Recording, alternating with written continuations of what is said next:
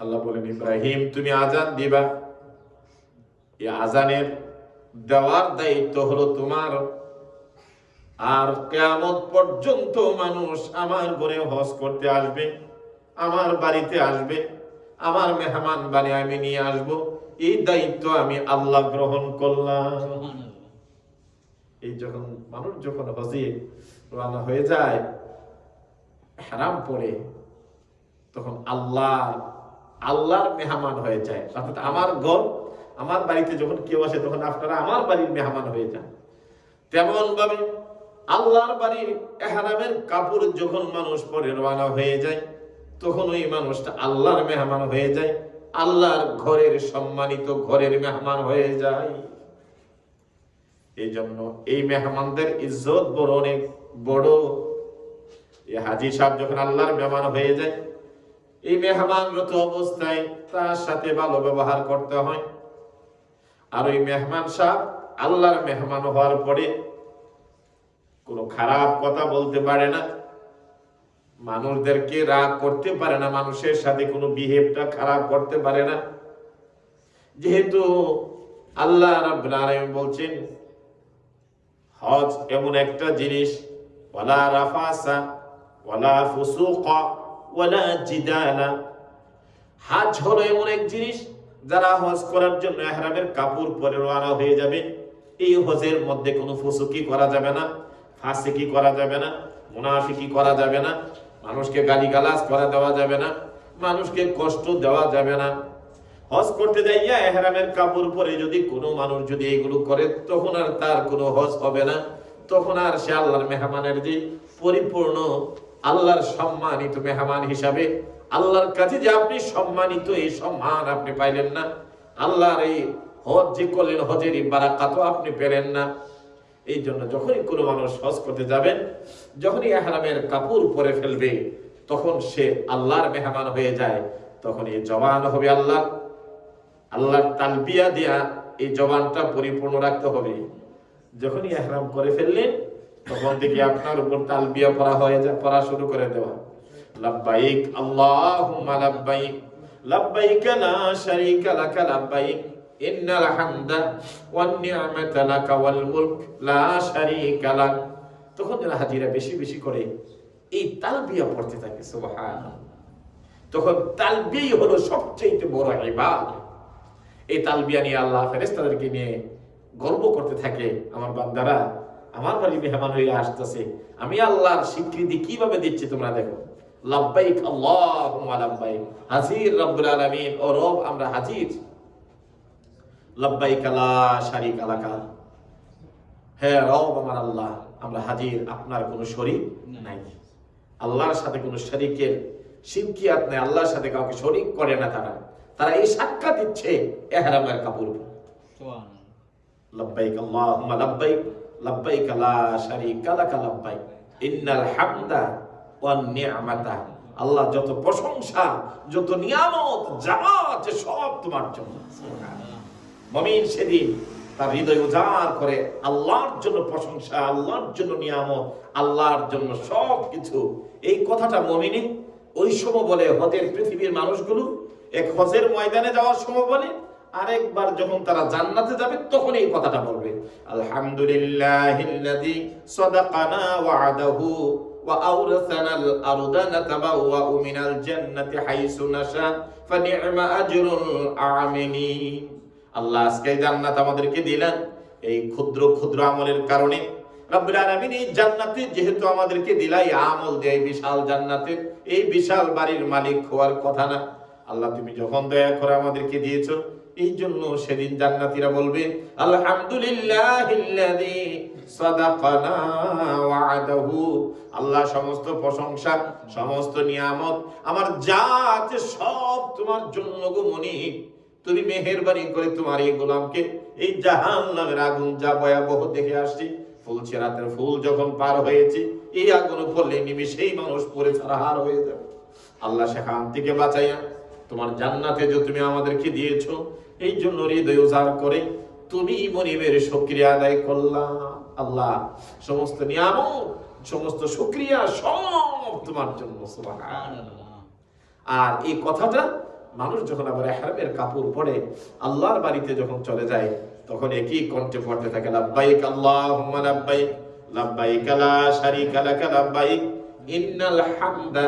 আল্লাহ যত নিয়ামত, আল্লাহ যত প্রশংসা, যত নিয়ামত আছে সব তোমার জন্য। আজকে কোটি কোটি মানুষ থেকে তুমি ইহরামের কাপড় পরাইয়া আল্লাহ তোমার বাড়ির মেহমান আমাদেরকে বানিয়ে নিয়ে আসছো। সুবহানাল্লাহ।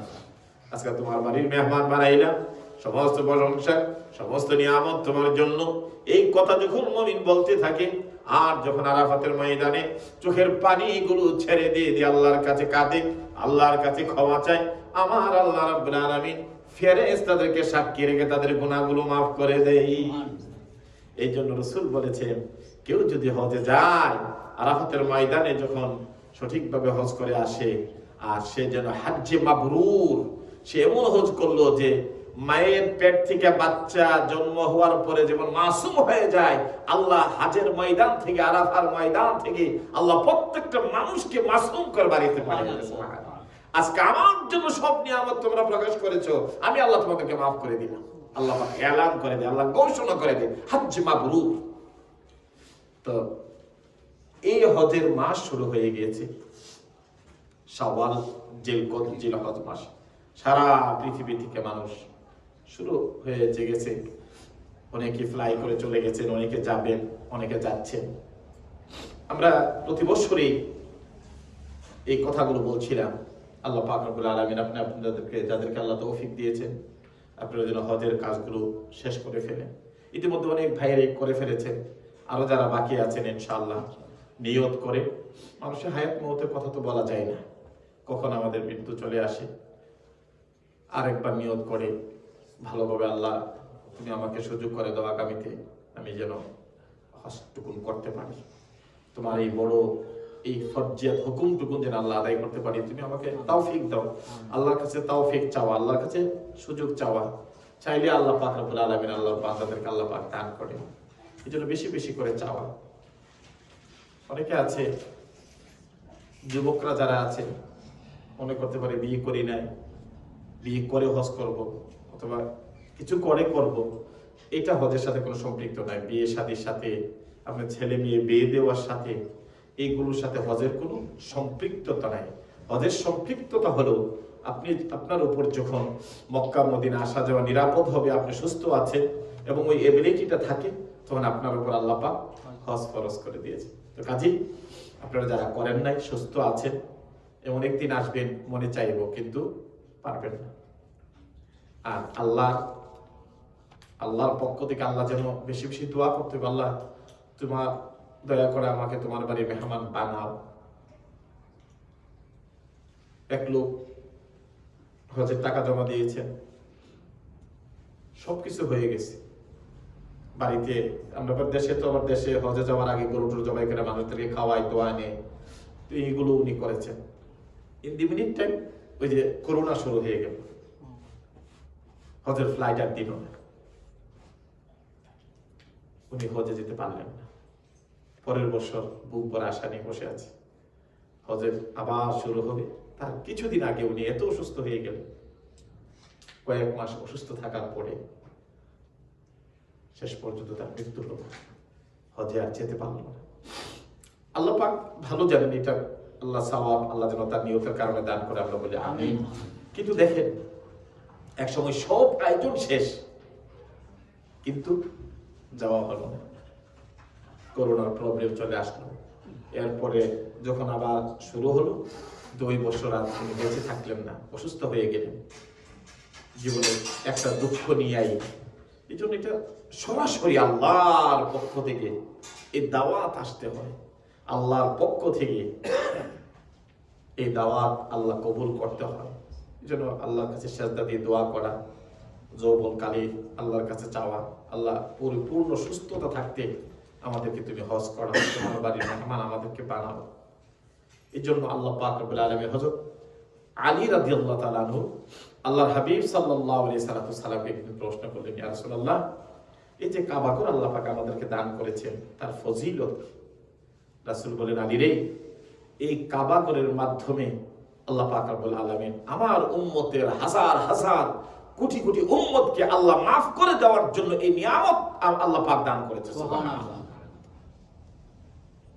সরাসরি গুনাহ মাফের জন্য মানুষের মধ্যে একটা পরিবর্তন যদি চান, পাথরের মতো শক্ত মানুষ জীবনে কোনোদিন কাঁদতে পারে না, কিন্তু ওই মানুষও যখন গিয়ে আল্লাহর ঘরটা দেখে বাচ্চার মতো হাওমাও করে কাঁদতে থাকে। সুবহানাল্লাহ।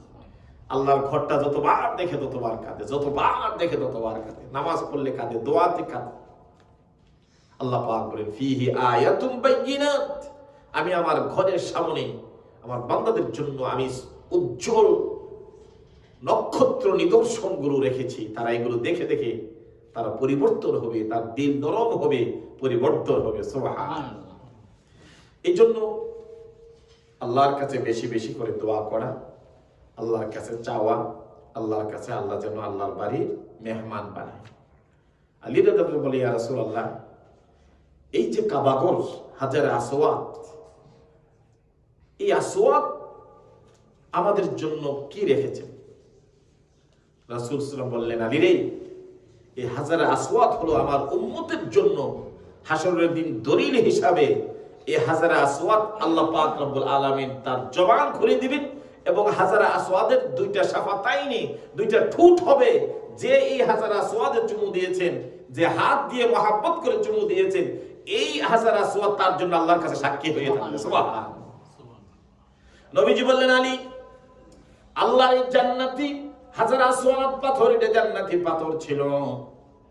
এই জান্নাতি পাথর যখন এই কাবার কিনারায় যখন রাখা হলো, মুশরিক গুলো যাইয়া এই অপবিত্র হাতে যাইয়া শিরকি করে করে যখন তারা এই হাজারে আসওয়াদ পাথর যখন ধরা শুরু করলো, হাজারে আসওয়াদ পাথর যখন তারা ছোঁয়া শুরু করলো, আকাশের সূর্যের মতো উজ্জ্বল ঝকঝকে জান্নাতি পাথর টুকুন মানুষের অপরাধের শিরকের কারণে এই পাথরটা কালো হয়ে গেছে।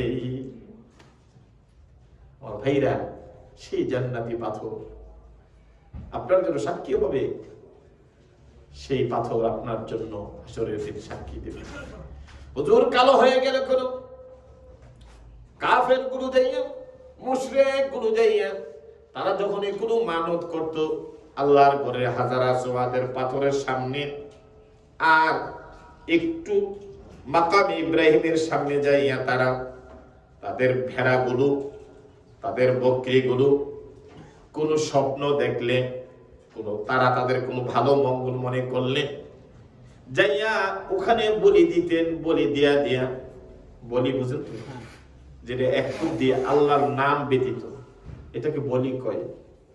আল্লাহর নাম ছাড়া এটা তারা ওখানে বলি দিয়ে ওই রক্তটা নিয়ে আল্লাহর ঘরের মধ্যে লাগাই দিতেন, হাজারে আসওয়াদ পাথরের মধ্যে লাগাই দিতেন।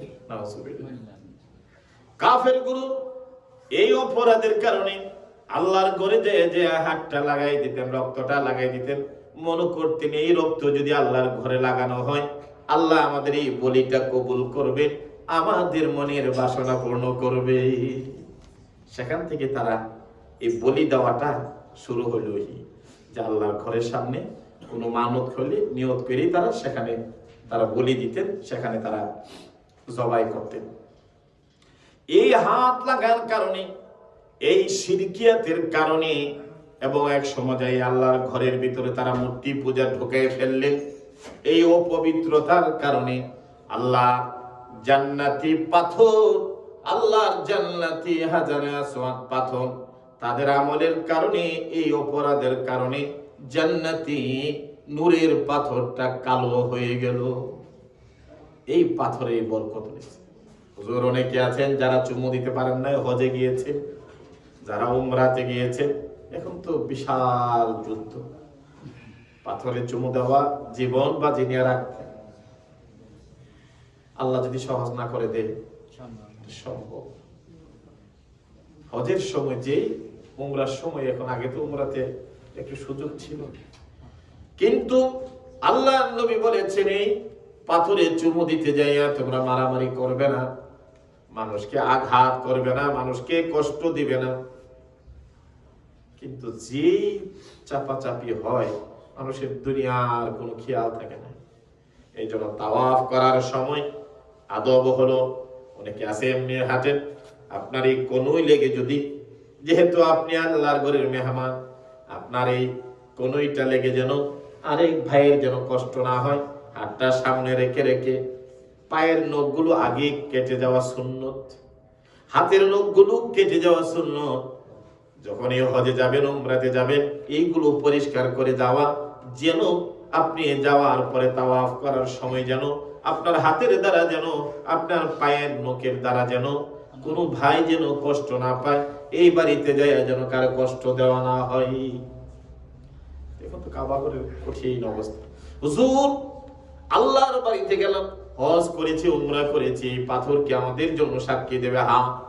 নবীজি বলছেন, যদি এত বেশি মানুষ হয়ে যায়, যদি মানুষের কষ্ট হয়ে যায়, তোমরা এই যে হাজারে আসওয়াদ পাথরের যে লাইন আছে, ওই লাইনে দাঁড়ায়া যদি আল্লাহ ঘরের দিকে তাকায়া, হাজার আসওয়াদের পাথরের দিকে তাকায়া বিসমিল্লাহি আল্লাহু আকবার করে হাজার আসওয়াদের নজর রাখতে হবে মনের মধ্যে, এই কথা বলে যদি, আর আল্লাহু আকবার বিসমিল্লাহ আল্লাহু আকবার বলে যদি হাতের মধ্যে চুমু দেয়, ওই পাথর হাসরের দিন আল্লাহর বান্দার জন্য সাক্ষী হয়ে যাবে। আল্লাহর বান্দার জন্য সেদিন আল্লাহর কাছে সে সাক্ষী দিবে। এই জন্য সেখানে শুধু চুমা দিলেই নয়, সেখানে যদি ওইভাবে করা যায়, সেদিন আল্লাহর কাছে হাজার আসওয়াদ আপনি আমাদের জন্য দলিল হয়ে থাকবে, সাক্ষী হয়ে থাকবে। আল্লাহ পাক রব্বুল আলামিন এই হাজীদের জন্য এই নিয়ামত রেখে দিলেন, তারা যেন হাজার আসওয়াদ পাথরের সামনে তারা যেন ইবাদতের উদ্দেশ্যে মহাব্বতে আল্লাহর এই জান্নাতি পাথরে যেন তারা মহাব্বত করে, যেন আল্লাহ জান্নাতি পাথরের মধ্যে যেন মানুষ চুমু খায়। এটার অর্থ এই না যে এই পাথরে চুমু দিলে আমাকে বেহেশতে নিয়ে যাবে, এই পাথর আমার সবকিছু করে দিবে, না। হযরত ওমর বলেছেন, এই জান্নাতি পাথর, রে পাথর, তুমি তো একটা পাথর, কিন্তু আমি দেখেছি তোমাকে ইব্রাহিম নবী তোমাকে চুম্বন করেছে, ইসমাইল করেছে, নবীজি করেছে, এই জন্য আমি মহাব্বতে তোমাকে করি। সেই হাজার আসওয়াদ পাথর, এই জান্নাতি পাথর এক সময় এটাকে আমাদের অপরাধের কারণে আজকে কালো হয়ে গেছে, এজন্য হাজার আসওয়াদ বলা হয়েছে। হাজার হলো পাথর, আসওয়াদ হলো কালো কালো পাথর হয়ে গেছে। আর মানুষের সর্বপ্রথমে শিরকিয়াতের মক্কার মানুষগুলো আল্লাহর ঘরের সামনে শুরু করে দিয়েছিল। এই জন্য নবীজি আল্লাহ রাব্বুল আলামিন বলেন, ইন্নাশ শিরকা লাযুলমুন আযীম, শিরকের গুনাহটা হলো বড়। এই শিরকিয়াত যখন কোনো মানুষ করে, এই মানুষের দোয়া, এই মানুষের কোনো কাজ আল্লাহ রাব্বুল আলামিন কবুল করে না, এই মানুষের জন্য আল্লাহর আযাব নির্ধারণ রেখে দেয়। আল্লাহর সাথে যদি কোনো মানুষকে শরীক করে, আল্লাহর সাথে যদি কোনো শরীক করে, এই শিরক হলো ইন্না শিরকা লাযুলমুন আযীম, এটা হলো সবচাইতে বড় জালেম, জুলমিয়াত, এর চাইতে বড় অপরাধ আর মানুষের জন্য হতে পারে। এই জন্য নবী বলেছেন, আমার উম্মতেরা শিরক করো না। আল্লাহ রাব্বুল আলামিন শিরক ব্যতীত যত গুনাহ আছে, আল্লাহর কাছে যদি তওবা করো, মাফ চাও, আল্লাহ রাব্বুল আলামিন ক্ষমা করে দিবে। কিন্তু শিরক গুনাহ কইরো না। এই শিরক গুনাহ শুরু করে কাবা ঘরের সামনে থেকে, হাজারে আসওয়াদ পাথরের থেকে তারা শুরু করেছিল। এই কারণে আল্লাহর জান্নাতি নূরের পাথরও কালো হয়ে গিয়েছে। এই জন্য তোমরা শিরক গুনাহ করো না, শিরক থেকে তোমরা দূরে থাকো। আল্লাহ রাব্বুল আলামিনের কাছে যদি ক্ষমা চাও, আল্লাহ রাব্বুল আলামিন অন্যান্য গুনাহগুলো ক্ষমা করে দিবে। শিরক গুনাহ যেন না করে।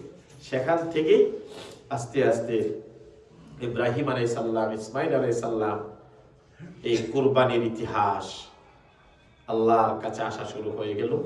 এবং এই ঘর সৃষ্টির আগে আল্লাহ পাক রব্বুল আলামিন ইব্রাহিম আলাইহিস সালামকে, এই ঘর বানানোর আগে আল্লাহ পাক রব্বুল আলামিন তার কলিজার টুকরা ইসমাইলকে আল্লাহর বাড়ির কাছে রেখে গিয়েছিলেন। জন্মের পরপর জীবনের শেষ বয়সে চাওয়া সন্তান, সেখানে আল্লাহর কাছে দোয়া করেছিলেন। ইসমাইলকে আল্লাহর জন্য আল্লাহর বাড়ির কাছে রেখে গিয়েছিলেন। এই ইব্রাহিম আলাইহিস সালামকে আল্লাহ পাক পরীক্ষা শুরু করেছেন। এই জন্য একটা হাদিসে আছে, রাসূল বলছেন যে যত বেশি আল্লাহর পথে, আল্লাহর দ্বীনের পথে চলবেন, নবীর পথে চলবেন, তত বেশি মুসিবত আপনার উপর আসা শুরু হবে, আল্লাহ পাক পরীক্ষা শুরু করবেন। একজন সাহাবী যাইয়া বলে, ইয়া রাসূলুল্লাহ, আপনাকে আমি ভালোবাসি হৃদয় থেকে, অন্তর থেকে গো রাসূল, আপনাকে ভালোবাসি। আমার নবী বললেন, তুমি কি ভালোবাসো? বলে হ্যাঁ। যদি তুমি ভালোবাসো তাহলে এখনই তোমার জীবনে আল্লাহর পক্ষ থেকে পরীক্ষা শুরু হয়ে যাবে, বড় বড় পরীক্ষা আসবে। এই পরীক্ষায় যদি কামিয়াব হতে পারো, ধৈর্যের সাথে যদি মোকাবেলা করতে পারো, তাহলে বুঝবো যে তুমি ভালোবাসো। এই জন্য আমার ভাইরা, আল্লাহর নবী হযরতে ইব্রাহিম আলাইহিস সালাম আল্লাহর বন্ধু ছিলেন, খলিল ছিলেন। আল্লাহ রাব্বুল আলামিন বড় ভালোবেসেছেন, বড় মায়া করেছেন। এই ভালোবাসা নামটা অনেক পরে এসেছে। তার আগে আল্লাহ রাব্বুল আলামিন অনেকগুলো পরীক্ষা ইব্রাহিম নবীকে আল্লাহ করেছেন, অনেকগুলো পরীক্ষা করেছেন। শুধু একটা দুইটা পরীক্ষা না, শুধু সন্তানের পরীক্ষা না, বাবাকে দিয়া নিজের বাবা পাথর মেরে মেরে দেশ থেকে তারাই দিস। এর চাইতে বড় দুঃখের বিষয় কি হতে পারে? একজন বাবা যদি তার সন্তানকে আঘাত করে, বাড়ি ঘরে যদি ত্যায্য পুত্র করে দেয়, এর চাইতে বড় কষ্ট আর কি হতে পারে? ইব্রাহিম আলাইহিস সালাম, ওনার বাবা জাতির লোকেরা ওনাকে সেখান থেকে বাইর করে দিয়েছিল। সেখান থেকে উনি সিরিয়াতে চলে গেলেন। সেখান থেকে আল্লাহ রাব্বুল আলামিন বিবাহ শাদী হলো। ইসমাইল দুনিয়াতে আসলেন। ওনার দুইজন ছেলে ছিল, একজনের নাম হলো ইসমাইল, আরেকজনের নাম হলো ইসহাক। দুই সন্তান। আমরা শুধু ইসমাইলের নাম শুনি তো, এই জন্য ইসমাইল নবীর কথাই জানি। আরেকজন সন্তান ছিল, উনিও ইসহাক আলাইহিস সালাম, উনিও নবী ছিলেন। ইব্রাহিম আলাইহিস সালাম, ইসমাইল আলাইহিস সালাম জন্ম হওয়ার পরে যে সর্বপ্রথম যে বড় পরীক্ষাটা করছেন, সেটা হলো মানুষের সন্তানের প্রতি সবচেয়ে বেশি দুর্বল। মানুষ কতগুলো জিনিসের প্রতি মানুষের দুর্বলতা আছে। মানুষকে আল্লাহ সৃষ্টি করেছে, আল্লাহ জানে না আল্লাহ কিসের প্রতি মানুষের দুর্বলতা? আল্লাহ রাব্বুল আলামিন বললেন সূরা আল ইমরানে, যুয়িনা লিন-নাসি হুব্বুশ শাহওয়াতি মিনান নিসাই ওয়াল বানিনা ওয়াল কানাতিরিল মুকান্তারাতি মিনাজ যাহাবি ওয়াল ফিদ্দা।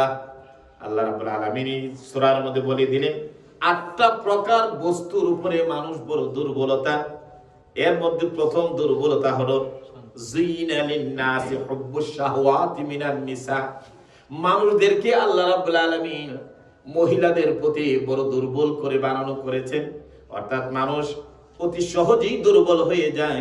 বিবির কাছে কেউ দুর্বল হয়ে যায়, কেউ কারো পরিচিত মানুষের কাছে দুর্বল হয়ে যায়, মহিলাদের কাছে বেশি দুর্বল হয়ে যায়। মহিলার জন্য যে আগুন জ্বলে, আজকের দুনিয়ার আগুনই তো জ্বলছে এই জন্য দেখা গেছে যে আল্লাহ বলছেন যুয়িনা লিন-নাসি হুব্বুশ শাহওয়াতি মিনান নিসা। এই নিসা হলো মহিলাদের উপরে মানুষের